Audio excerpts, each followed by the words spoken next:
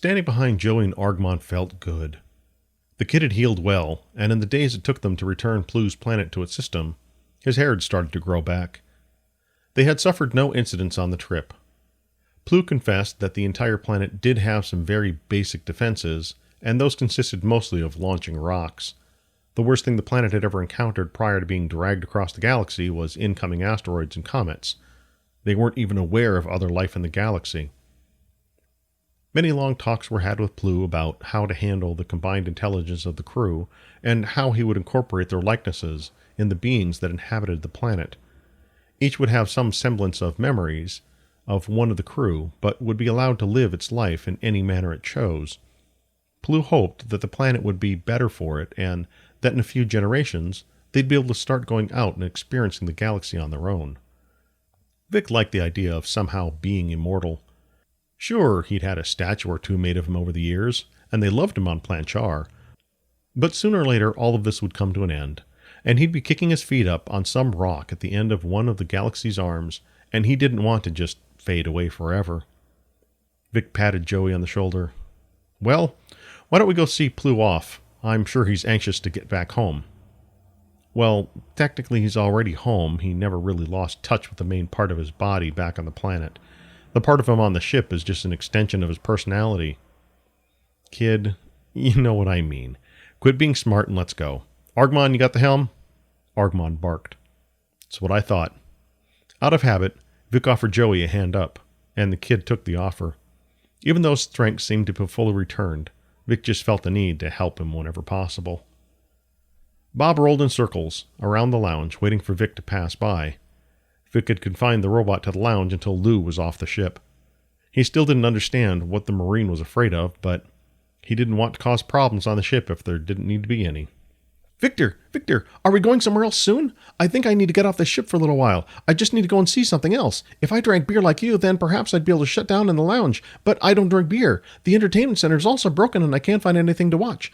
Do you know what it's like to have a mind that works as fast as mine and have no way to keep it entertained? It's fine when everyone else is asleep, but when you're awake, I feel I should be doing something or helping out, but I feel like I'm in the way. Please tell me there's something I can do.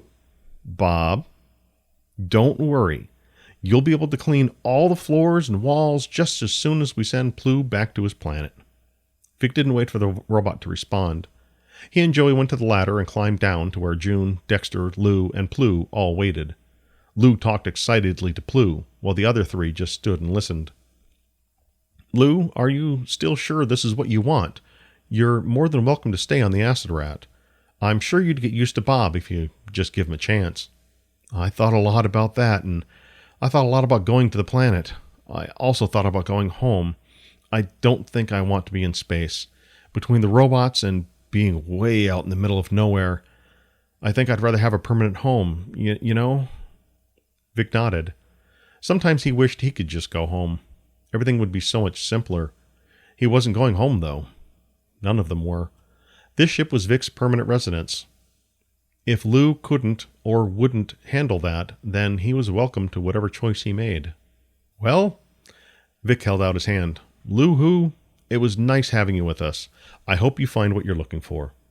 Lou shook Vic's hand vigorously. Thanks, Vic.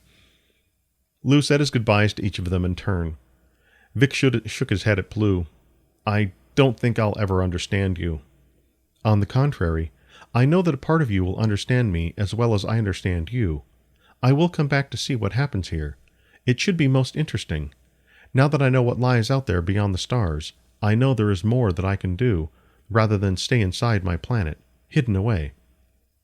Plu, do you know how to work the controls in the Iron Butterfly? June asked. They had decided that, even though it would be difficult, it was the best way to get Plu and Lou back inside the planet safely. Yes, as you know, I possess all of your memories. Flying the Iron Butterfly will be an honor. I wish I had some way to repay you. Vic laughed. On one hand, he knew it was their fault they'd ever met, and it was all their fault the planet had been towed away from its home star. On the other hand, getting something out of the deal would have been nice. You don't need to give us anything. Just doing our job. Plu stared at Vic for a long moment. No, you're not. I understand that this trip was supposed to pay you a good sum of money, and you will not be paid now. That is partially my fault for hiding inside my planet. I have had one of the tow trucks, as you call them, drop off a package on the hull of your ship. Lou will meet the tow truck and go back to the planet." "Wait a minute. What do you mean, Lou will meet with the tow truck?" Vic didn't like the way that sounded. "Well, Victor Gallegos, I have decided that there is much I need to learn about the galaxy I live in. If I stay locked inside my planet, I will miss out on a great deal of experience.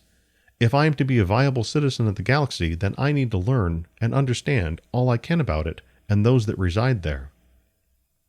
"I still don't get what you're saying." Vic looked at everyone, and they just looked confused. "If you'll allow me, I wish to become one of your crew aboard the SS Acid Rat and perform any duties that will help. In exchange, I hope that all of you will allow me to learn what I can from you. Do we have a deal, Victor Gallegos?" "I'd like to say yes right away, but I've got one condition." "Anything you like, Victor Gallegos." Blue stood and waited. "Call me Vic." "Certainly, Vic." They all laughed. "Muffin, prepare the lock for takeoff.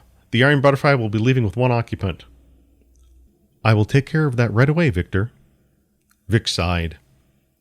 If he could teach a godlike being to call him Vic, why couldn't he teach his onboard computer? Lou waved as he boarded the Iron Butterfly and sealed himself inside. In no time it rose, as the cargo bay doors opened and allowed him to disappear into space. Once the doors closed again, they were all left standing in the cargo hold. Joey put his arm around June's shoulders. Dexter stood with his eyes blinking out of unison. Plu, with his gigantic eyes, stared at Vic, waiting for something. Who's ready for a vacation?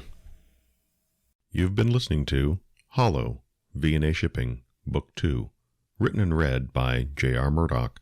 For more information about this production and its author, visit jrmurdoch.com. There are a lot of ways you can choose to spend your time. Thank you for choosing to spend it with me.